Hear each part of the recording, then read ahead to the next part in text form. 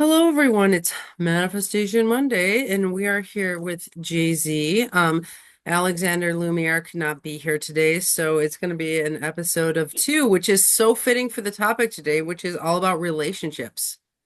Ooh, And so we have a relationship, the two, you and I, and so we're manifesting it today together, a two-way. nice. Right on. Um, okay, so she's saying that the first point here today is we're on the chapter relationships and other treasures. The first point that she's saying is that we create meaningful relationships through energy flow in manifestation. So let's talk about that. What does it mean you and I actually talk a lot about flow. So let's talk about flow. How do you create a meaningful relationship with flow? Well, I think the most important thing is like you can kind of only control your own flow, right? And you can influence the other person's flow perhaps, but you can't control it like you can control your own. Hmm. So I think that's one of the important lessons that she had said was like you can if if if if it's you that's concentrating on things that you're being annoyed with, if it's you that's concentrating on negative things that you wish would change, it's you putting energy into the negative things, and then in her equation, you get what you deserve, which is what you're calling for, which is negative things. So if you turn around by reframing or ignoring the negative things, then and just flow your own positivity, it will improve your relationships. What do you think about that? I love that point that I never thought about it that way, but that if we feel negatively about somebody, we're kind of obstructing flow and we're like, oh my God, and we just kind of like our chakras kind of change. But if we feel positively, we're like, I love you so much. It's like we're flowing at them, kind of thing. This made me think of is like how you and I talk about like flow as a currency. Like we always try to go for the infinity symbol of flow. Like so we talk about this with artists that we work with, right? Like we'll toss flow at them like a post on their Facebook wall. And then if they just don't respond, like they draw, it's like we would flow at them and then they just don't flow back, basically. And so that doesn't create a meaningful relationship because it's one-way flow. So like basically how you and I have learned to measure and meter our flow at certain people depends on if they flow back at us equally, basically. Mhm. Yeah, I think when you were I forget what book you were reading, the thing about the win-win relationships. Oh, remember we had that episode, Win-Win or No Deal? Yeah, yeah. That really has stuck with me a lot. Yeah, that's the seven habits of highly effective people, and you're not supposed to have a relationship at all unless it's a win-win. And I think if you're flowing at somebody and they don't flow back, that's a win-lose, that's a lose for you. Because it doesn't feel like that infinity symbol. Like if someone flows back, you get energized, and then you energize them, and then they energize you, and then it's like it goes on forever, kind of thing. Hmm. Yeah. Yeah, because so what was a little bit problematic for me about this chapter was when she was saying like it's you, not them, that's the problem. And you need to in a way like we keep using the word reframe.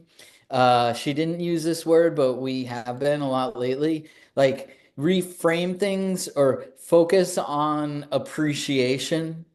Hmm. So, and I'm not sure for me where the calibration comes in between focusing on appreciation for all the things about them versus like, w is there any accountability? Like, is there like feedback that they need or don't need or want or don't want? And because I think otherwise like if you can focus on appreciation, but after a while I in my experience kind of get sick of that.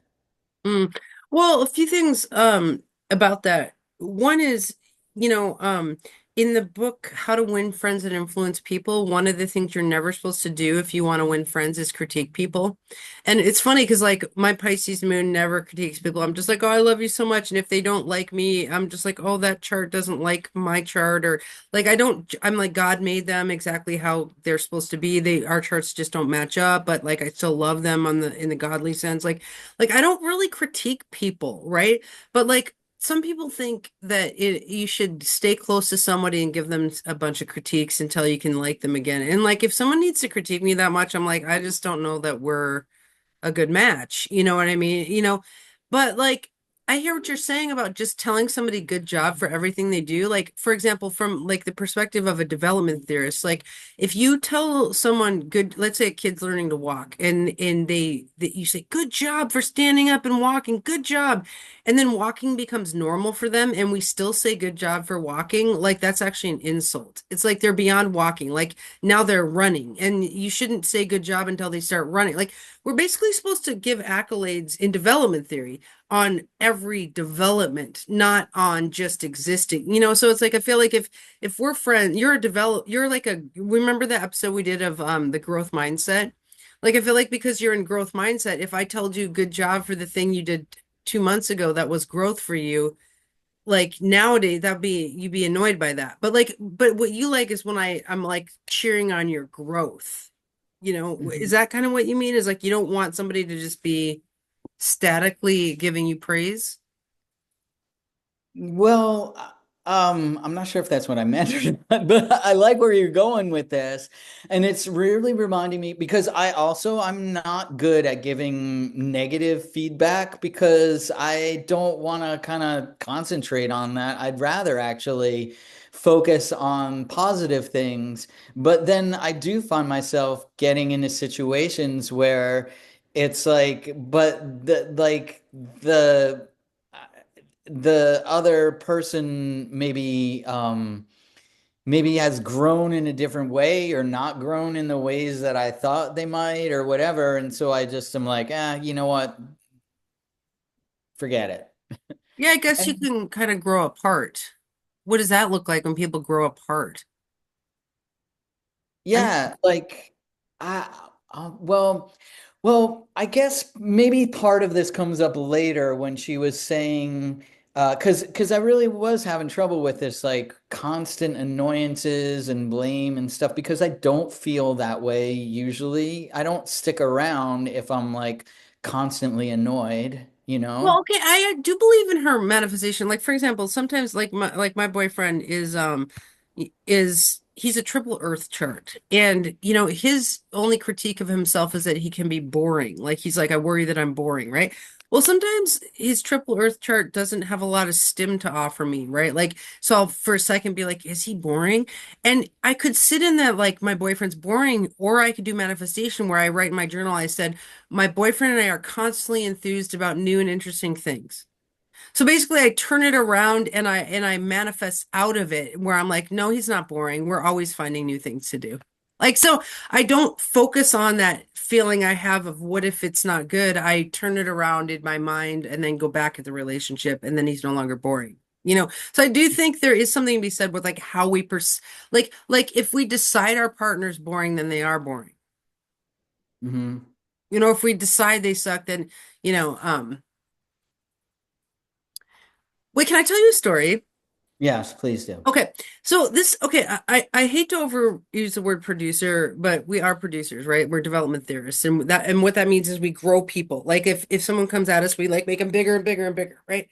Well, okay, so one time I was working with this band, the Doors cover band, is called Doors of Perception, and I was like, "Hey," I was like, "Guys, do you want me to talk to you in the critiquer voice or the producer voice?" And they're like, "Critiquer voice," and I was like, "Okay, okay, okay." I was like, "Play this song," and then I was like, and then when they were done, I was like, "That was pretty good. Could you hit the drums a little bit different there? And when that guitar part you were playing was pretty good, but like, can you actually do this?" And they're like, "Can we go out for a smoke?" And they basically didn't want to play anymore. And this was like a fun activity. I was like kind of proving this to them, right? And so the critiquer voice shut them down. They're like, we need a cigarette, we need a break. because they like all of a sudden had to tweak everything they were doing to like even make me happy or whatever. And I was like, all right, time for the producer voice. And so they played the song, and I was like, I really love what you're doing there. When you did that, can I get more of that in the monitor? I'm like, I really like what you're doing there. I want to hear more of that. And that's like all I said. And they're like, yeah, let's play more songs. And like, so Oh I yeah. guess what I'm saying is that negative feedback shuts people down chakrically. Like they have to stop and think about how to like fix what they're doing to like flow. So it like stops flow essentially. Oh yeah, especially when you're being creative. Yeah, I see that. And I also, so here's another angle of it. When I got a puppy, I learned all about clicker training. You know about clicker training? So clicker training is basically positive reinforcement in training animals. And it came from when they were trying to train dolphins to do things. You can't like put a leash or a choke collar on a dolphin. Like you have to convince it and have it have fun. Oh wow. Like you can only do positive reinforcement. Like you can't like Wow. whatever. So they came up with this thing of clicker training. Like this is my interpretation. You can fact check me. This is my interpretation, what I think the Okay. history of clicker training is and what it is for. Anyway, but there's this thing and it makes a clicking noise. And then you get the dolphin or the puppy to associate the clicking noise with, oh my God, you just did something awesome. Wow. So, like, you give it a treat and you make the click noise if they're kind of food motivated. When they do something you want them to do more of, like Wow. not bark at something or whatever the positive thing they're doing, you click the thing and give them the treat. And then you transfer to just the clicking noise. And you can train them just like with clicking noises because and you train them only with positive reinforcement and no negative reinforcement. Absolutely. Like, so I 100% believe in this. Like I'm critiques actually annoy me to the point where when someone critique like I've learned to battle critiques. Like people will critique me and they think it's like fun and like cool, and I was like, oh, are we doing critiques? Oh, did you want to critique back? And then they're all and then they crumple, and it's like I was like, critique parody. I always when I get a critique I always give one back. I mean, why would I take something for free? You can have one too. And they hate it. Like, and it's like I learned because it would stop my flow. I would stop production like when I got critiqued because I had to stop what I was doing to like decide if the critique was valid or all this stuff. And so I really believe in positive reinforcement always, especially for artists. Like how do you get them to keep but I guess today we're talking about relationships. We're not talking about artists. We're talking about love. And I think if you want someone to keep flowing at you, you do want it's similar, right? You want the person to keep flowing at you. You don't critique. It's all positive. But I guess the lesson that we're kind of uncovering here is you can have all positive reinforcement, and it's not denying. I guess the question you'd asked is, what if the person you're with needs a critique? Well, I guess maybe I I'm not struggling with that so much as the growing apart part of it, of like if you don't critique them, right, and they want to stay together and you want to grow together, but maybe this gets back to the thing of like your boyfriend, right? Of like you want to do exciting and interesting things with him, and he's willing to, he just maybe doesn't come up with them. And then you come up with them because it's easy for you and you're a producer and you know what you want to do Hmm. together. And then you make these fun things that are fun for both of you. Hmm. So I guess she kind of gets to this in the part of like, you just be, the author says, like, in my paraphrasing, you be your awesome positive self, and they'll either get with the program or you will grow apart and you will realize that you need to be with a more positive person. Oh, interesting. Well, yeah, she says there are two people involved. There are two people doing the vibrating. So, I mean, think this begs the question of like, what if you have a super high vibrating individual and they're dating somebody who's more low vibration or negative? You know, I, geez, sometimes I think that becomes a win-lose, right? Like, that's not a win-win. Like, if someone's pulling you down, that's a lose. You know, Yeah. um, I don't know. What do you think if you were with somebody who was really negativistic and was just like, woe is me, everything sucks, life sucks. Like, would you hang around them or would you let them go? I would let them go, but it, they it might I don't know. Like that I guess is what I was getting at when I was saying like do you owe them feedback? Like maybe they don't know that that's what they're doing and they would be like, "Wow, I wish you'd have told me this." But maybe that's all rolled into they're a negative person, will blame you anyway. No, I hear what you're saying and I'm with you. I do think it's better to give feedback than to break up. Like if the choices are no feedback and break up or feedback and stay together, then I think because I'm a longevity arts, like commitment arts is another thing, right? Like staying together is part of the goal here. hmm Like we're not trying to break up. Like so um but okay, I have an example. Somebody I'm working with keeps saying he's a loser. He's like, I'm a loser, this and that. He did this mistake, and he's like, I'm a loser. So what the manifest for me was horrified. I'm like, you are creating a loser in yourself by saying that, right? So I showed him the winning image by Bob Proctor and made him talk about it with me. I was like, you need a winning image of yourself. So I basically gave him a lesson in positive manifestation of self. And like I didn't it wasn't like I mean, it was feedback, but I was positive the whole time. I wasn't like, you're a loser for calling yourself a loser. I was just like, I see where you're inclined to call yourself a loser right now, and let's try this different approach. Like it's like that, yes, and like, and let's try this approach. Like, so maybe it's how you give the feedback.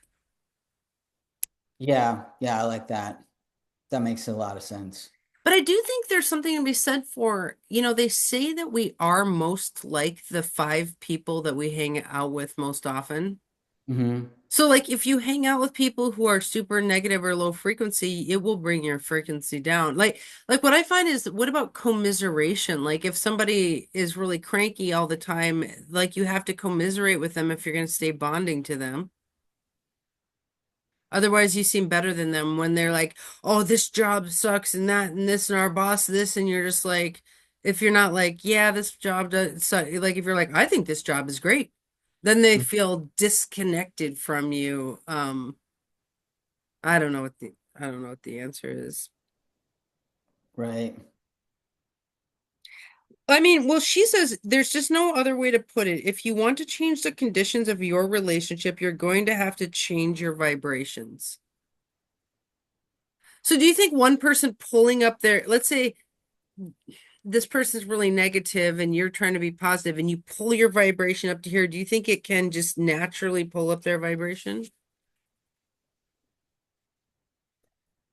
That's a good question. I don't know. Do you think it's part of somebody's nature? I guess I don't think so. I mean, because otherwise, why would there even be this book, right? Like, and I feel like I've learned things in our manifestation studies, so everybody can learn things, like why would I be any different, right?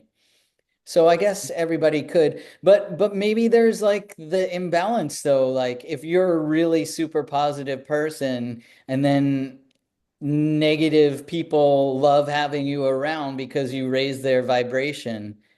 I did read this thing that said something that like, you have to evaluate your relationships and then decide, is this charging my batteries or is this draining my batteries? Maybe this was part of the win-win thing.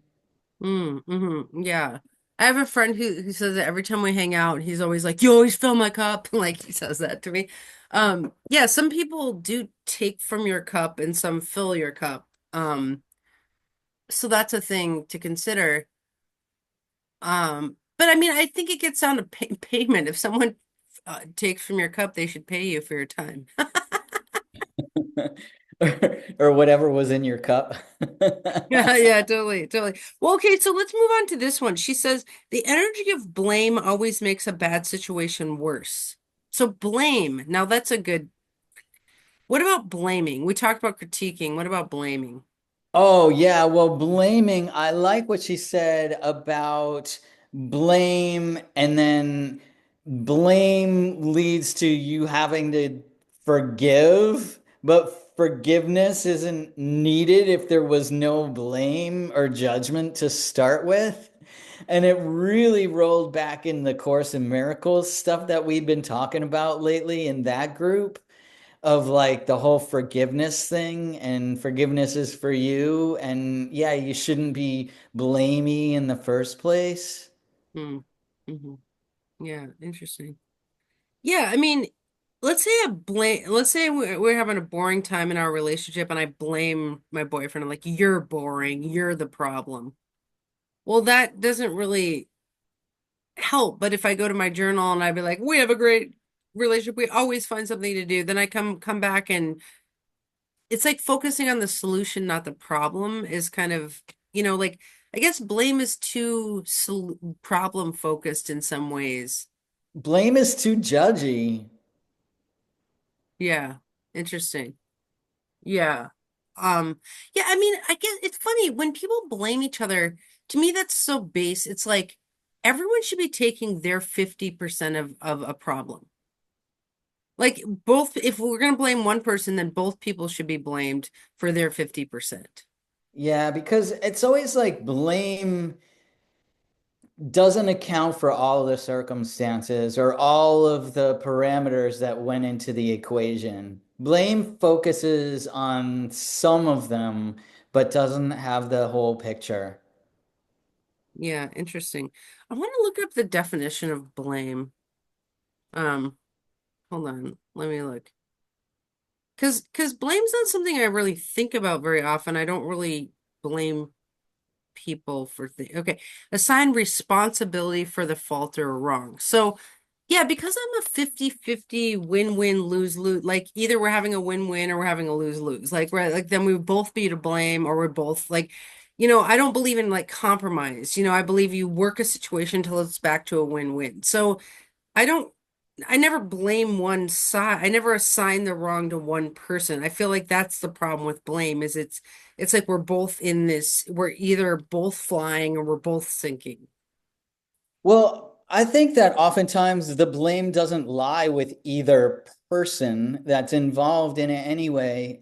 In my work, right, there's a huge push towards like blameless retrospectives or creating a blameless culture in the tech world, because usually it's like so a person did something, they did probably what they judged was the right thing to do given the situation, because you have to assume good intent.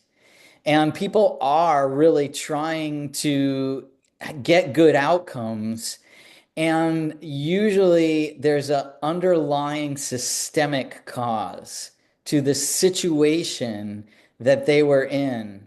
Like, and so there are these techniques, like one of them is called five whys. You're like, well, this thing happened. Well, why did that, why did the person, log on to that thing and delete that node? Well, they did that because they were trying to fix the problem.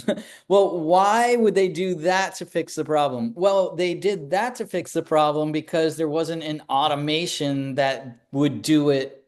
Like you get into like, why did they do that? Well, why did they do that that way? Well, why were they even in that situation? And you once you dig to the like fifth why, you're getting more at the systemic root of the actual problem. And that's more where the blame should lie. Oh, interesting. I love that. That's wow, and that's one of the nuggets I'm going to take from today. Because that makes me think of a management book.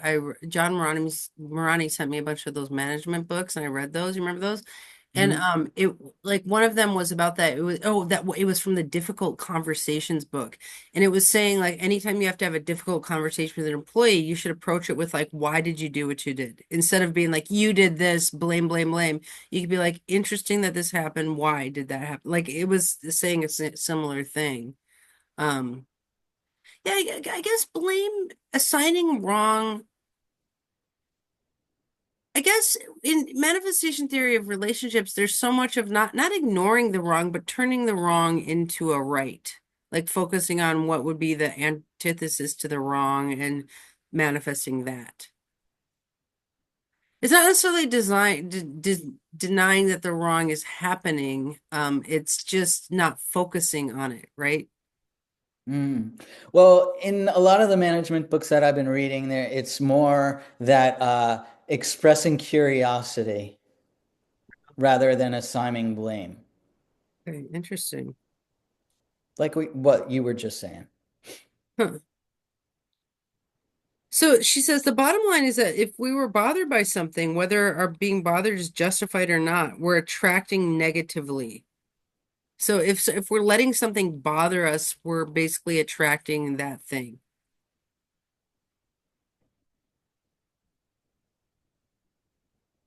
Well, okay, let me talk about the boring thing. So that's one of the only things that ever bothers me, like is like in monogamy is like boredom, right?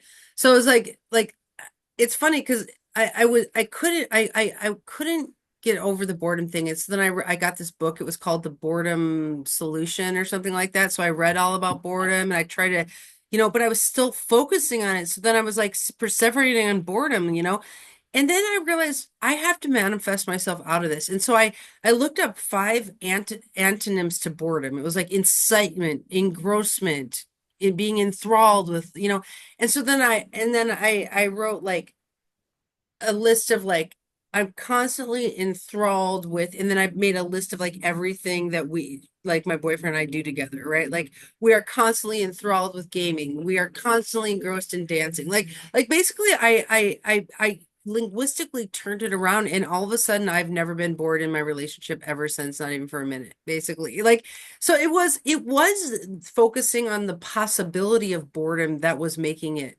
even exist. So I kind of agree with this.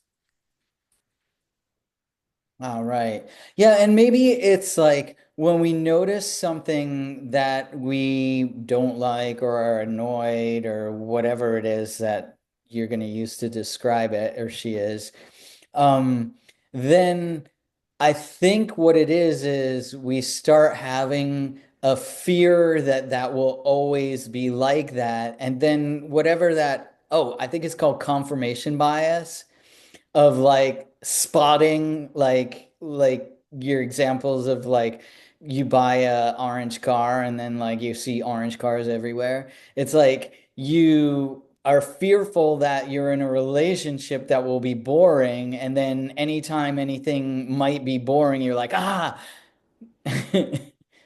Totally.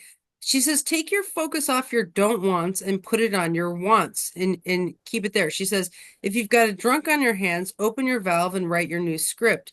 If you've got an unemployed partner on your hands, open your valve and write your new script. If the two of you are fighting over money, open your valve and write your new script. So she's saying, you know, don't focus on the thing you don't want. You got to open your chakras basically and then focus on the solution. In recovery, they always say focus on the solution, not the problem. Like, because some people are always like, woe is me, woe is me. And then, in recovery, they turn you back to the solution basically. So I do think there is something about this. Like, if you, I don't know. I mean, God, but I see where you're coming from. Like, it's like we are always dealing with this of like if there is something problem, like if you do have an unemployed partner, like if you don't acknowledge the reality of that, like you're being a Pollyanna and you're being dumb. Like, So, I mean, we can't just like ignore the unemployed partner and just let them be that way and fake it till we make it. I mean, Yeah, I think maybe the not concentrating on that one item in order to open the possibilities of like allowing the other good things about them to surface. Maybe that's part of it too. well, let's go back to the dolphin clicker. Like every time they went looking for a job, you'd click, click, click. You'd be like, "Oh, you're doing so great. I just love when you look for a job. Like you're so hot, whatever." Hmm. Oh, you're very hot in that interview suit. Yeah, totally. I'd hire you. Yeah, I'm gonna hire you right now. Like, that's really interesting. It's like use positive reinforcement to gently guide them where you see them where they could be, kind of thing. Hmm. Huh. Do you have anything on your list that you want to talk about? Well, I think when I was at, it was a little problematic for me, the chapter, because I couldn't at the beginning because I couldn't get to like understanding where it is that you should say what or not say what or be total posicore until she got to the part where she says, start talking to your partner about what you want and why. Because I do think that that's the thing to do.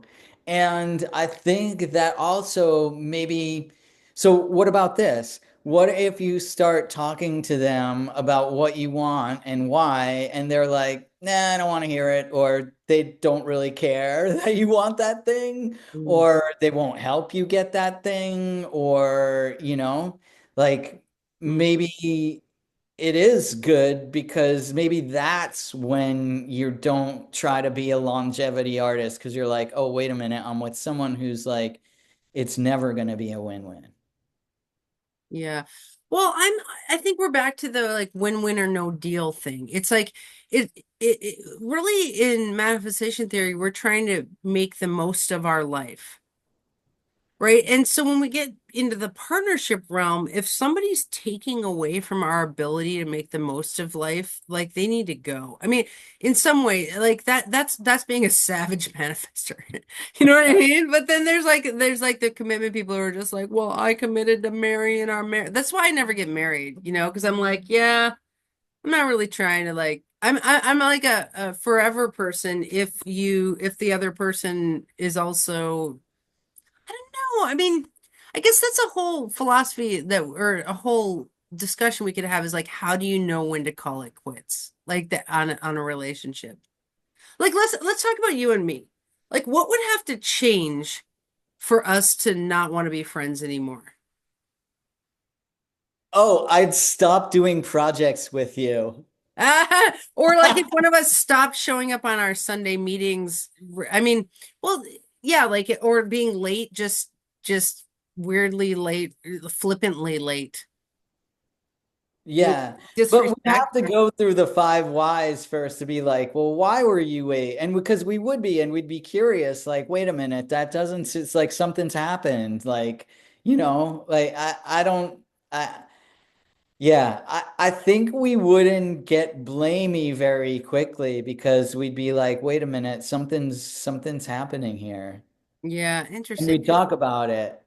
Yeah, that's true. You and I are like an infallible friendship. Like we're Mhm. basically like um I almost said too smart to break up, but like I just feel like we could mentally figure out what the issue was. Like I don't know. That sounds like narcissistic to say we're too smart to break up, but like we are kind of like because longevity is an intelligence art. Like, well, I don't mean to overuse that term art, like intelligence art or whatever, but that's a hard thing about being in like a talking profession is like when you overuse words and stuff. I hate when I do that.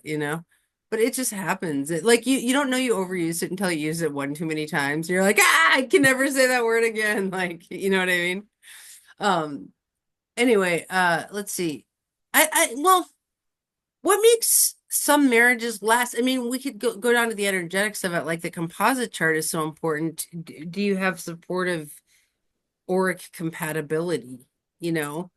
Um, and then you've got to feed it like water it like a plant. And if one person stops the flowing at it, then that stops that flow piece. So that would be like if one of us stopped showing up or stopped doing projects, the flow would you take the flow away from it and go over here. That would stop it, you know. Um, Yeah. Yeah, I think uh that's what is the only factor. Like if one of us stopped feeding this equally. yeah, interesting. Interesting. Um, Okay, well, okay, so forgiveness, she talks about forgiveness. Let's talk about that. It's releasing of our resistance to po positive energy. Forgiveness is about forgetting the thing ever happened in the first place. So I guess what she's saying is that sometimes something blocks flow, like we got this negative feeling and all of a sudden we can't flow at the other person. And so we have to forgive so that flow can start again. Is forgiveness, what do you think of forgiveness? Is it hard or easy to do? Oh, I think it's easy. And then I do though think there's also if it's too easy, the other person sometimes doesn't change what would have needed to change um to keep being compatible. Well, like, okay, you're making me think of there's something we could call a flow stop. Like it's almost like a breaker. Like Mhm. sometimes people do something that's a flow stop. I'm like, I'm not flowing at you anymore until you Mhm. stop doing that thing, you know?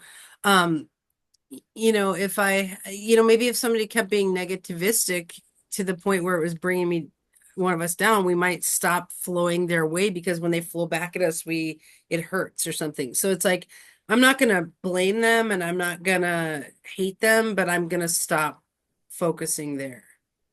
Yeah, so I think there's not is there an ability to like recognize something without blaming it?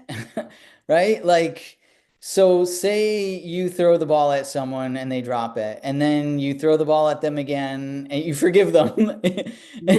You were curious why they dropped the ball and they're like, "Well, because I didn't realize you were throwing it at me." And then you throw it to them again and they drop it again. And then you're like, well, how come you dropped it that time? Because I really need you to catch it. And they're like, oh, well, because my friend called and I wasn't paying attention. You're like, well, I need you to honor your commitment. If you say you're playing with me, you have to play with me, like, because I was throwing you the ball. And then that something else happens, and then something else happens, like, is there an ability to recognize without blame, like, oh, you know what? We're just actually, it's always going to be a lot of work and it's never going to be worth it. And I need to take the opportunity cost and stop you filling up that slot and give it to someone else who is going to catch the ball. Yeah, totally. Yeah, I think you and I are not, we don't believe in being a try hard, which is a term you taught me, right? Which is like, if I have to try really hard, like that's called overfunctioning in a relationship where you flow at someone and they don't get back to you. Like this happens in dating all the time. Like someone will text someone and then the other person doesn't get back to them for 2 days or something. And they keep trying with that person. I'm like, oh, when they're like an under functioner, I don't even try because the first thing I do is try to see if the person will volley back and forth with me. It's like they don't have to be perfect, but will you keep throwing the ball back and forth, right? Um, but I think, yeah, like that's it's not that I don't forgive. It's not like, but people who stop flow for me are the biggest culprits in making me want to leave. Like if someone doesn't flow back at me and I keep flowing at them and flowing again, I just turn real quick and I flow at someone else and oh, they're flowing back at me. There I go. Like because I like to have an open heart. Like I don't like to be mad at people. Um that's just my Pisces moon just loves people, inherently that's its basic setting. So if somebody makes me feel bad, then I flow somewhere else. Like I don't blame them though. Yeah. Um, okay. Do you have another thing on your list? Well, it's related to this because at the end of this chapter, she's getting into this thing where she says like, you need to stop. So it's this whole forgive and forget. And I know we've talked about this in a Course in Miracles group as well. Like, should you forgive and forget? And her thing is like, yes, you should forgive and then just like forget, because otherwise, if you keep thinking about that situation or whatever, you're flowing energy into it and you're going to get more of that. I kind of disagree because I think you have to forgive and then remember so that you don't make the same mistake twice or three times or four times or however many times. Then, like, you need to keep life repeating that until you learn your lesson.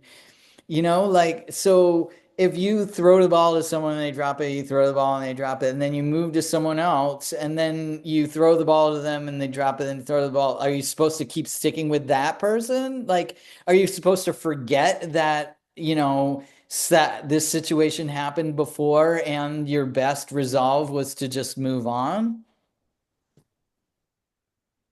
Yeah, I mean it's interesting because I think the best of all cases here is to keep your valve open and flowing, and then let people come and go depending on how they affect your flow, right? Like, Mhm. so the idea that, in the 48 laws of power, they say one of the ways to maintain your power is to not commit to people.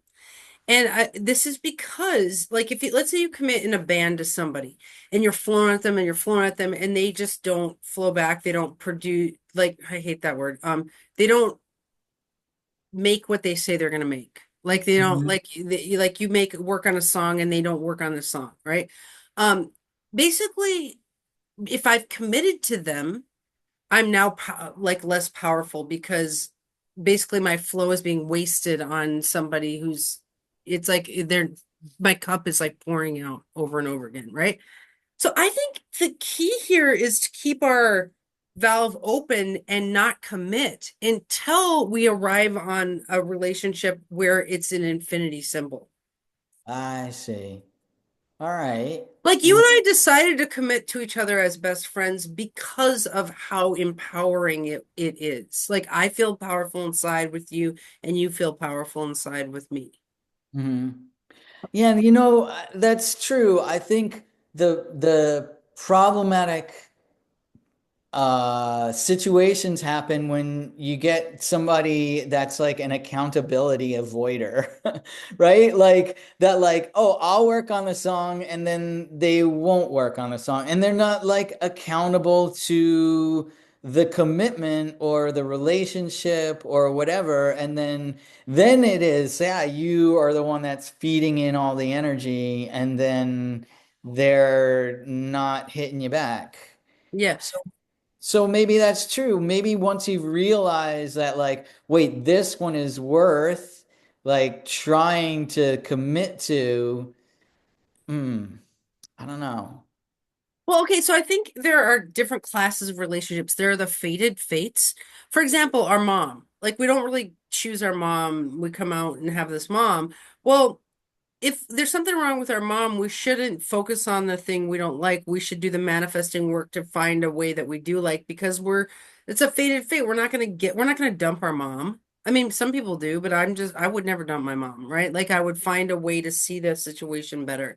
If it was my child, I would find the way to see the situation better, But I think if we have a choice in the relationship, it's a different pathway, right? Like if part of it is letting them go if that needs to be, and then part of them is like keeping the best, bringing out the best in them with this manifesting work. What do you think of that delineation?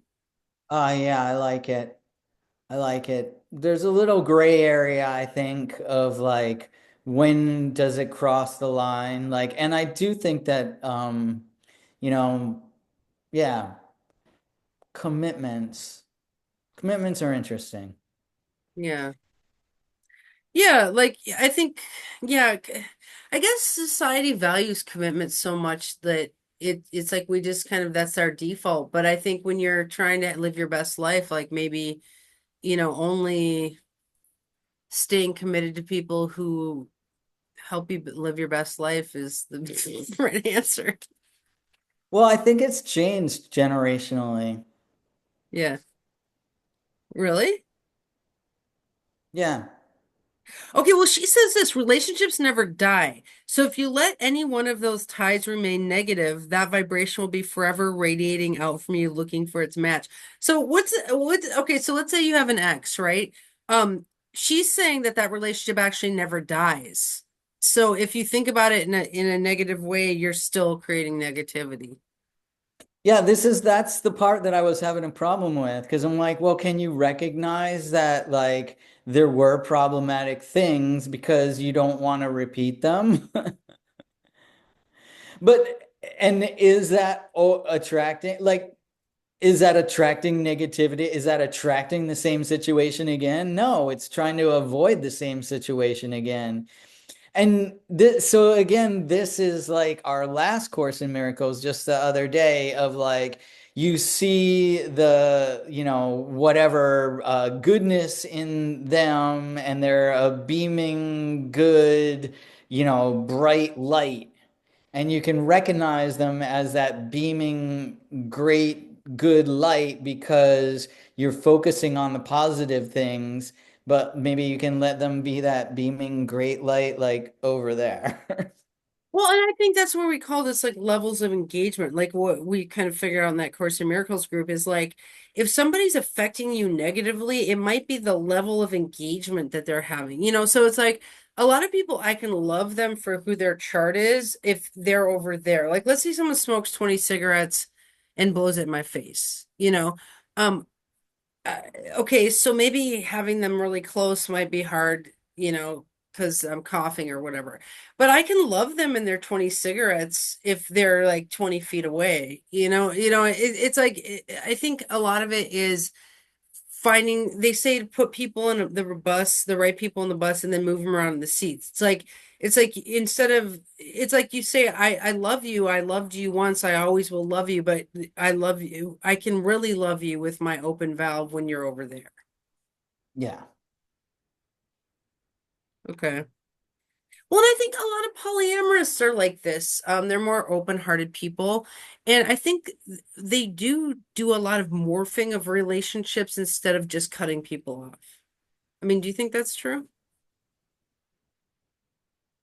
Oh, that's a whole no, we could have a whole nother episode on our thoughts on polyamory. We should do an episode on polyamory. Yeah. Yeah. Okay, well, she says the same thing with blameful focus on our parents. We get what we focus on, pure and simple. That's that we brought that up. Like with our parents, that's one where we definitely want to manifest the best. hmm You hmm know, and this one's actually really important because a lot of people like to blame their parents for like everything. My mom yelled at me, and that's why I start people on fire in elevators. That's what Nikki Six says. Oh yeah, that's so lame. Like parents are people and they just were doing the best they could. Like they and to think that like whatever they did traumatized you so much that like you can't get over it. I don't know. Like I think you just got to get over it, but maybe that's too harsh. Well, I think it's that blame thing, right? It's like you got to take your 50% of what happened with your parents too. Maybe you did something really annoying before you got yelled at. You know what I mean? Like if you take your 50, and we learn that recovery is we make lists of resentments and then take our part in those resentments, and then we don't feel powerless against those resentments. She says, if instead if we can find something, anything to appreciate about them and plant the seeds of potential new growth about them with our positive vibrations, we open up a chance for change. So maybe with our parents and people that we're kind of tied to by the fates, we should focus on the things we do like and grow those things, and then you don't grow the things you don't like. Yeah. Yeah, absolutely. Hmm. Okay. She says, just open your valve no matter what, no matter what, no matter what. The rest will take care of herself. So I guess her biggest point here is that in relationships, we have to keep our heart chakra open. And that's what will make a good relationship. It's like if we close down, it makes me think I have this book. Let me see if I can find it. Found it. Heal your aura, finding true love by generating a positive personal energy field. Oh, wow. Nice. That kind of seems to go with what she's saying. Yeah, and I do think that that's true. It's true, this whole thing about open your valve and what is it? It was like focus on like the just opening your own valve and creating the awesome things in your life because I do think that that is how you attract other people who are also awesome is by being awesome. Because Yes. then people are like, wow, you're awesome. I want to be hang around with you, like and then yeah, you have to be you can't expect people to be like see your potential awesomeness. Like you have to actually be awesome and then let them spot it. Yeah. I think it's a two-way street is kind of what I'm learning from this is like a really, really good relationship is two people keeping their valve open and two people seeing the positive in each other. And like you could be so annoyed with me because I overused a few words in today's episode, but I feel that you're choosing to just lo love me through all my foibles and just know that I'm trying my best, and I love you very much, and I know you're trying your best. Like, we don't really fight because I feel like we're both always just seeing the best in each other, and we're both doing our part to show up and flow. And we're like, there are no problems in this relationship. So I think the best situation would be two people, open valves, both manifesting the best in each other. Yeah. All right, Andy, let's do that. All right, that'll be easy to keep doing that. I love you Nice. so much, Jesse. I Jay-Z. love you I too. said your wrong name. I love you too, Andy. I always will, always have. Oh man. We dated. And we still see the best in each other. It's true. We've loved each other in a lot of ways. That's true. All right, I'll see you tomorrow at the forum. All right. All right. Till then. Bye.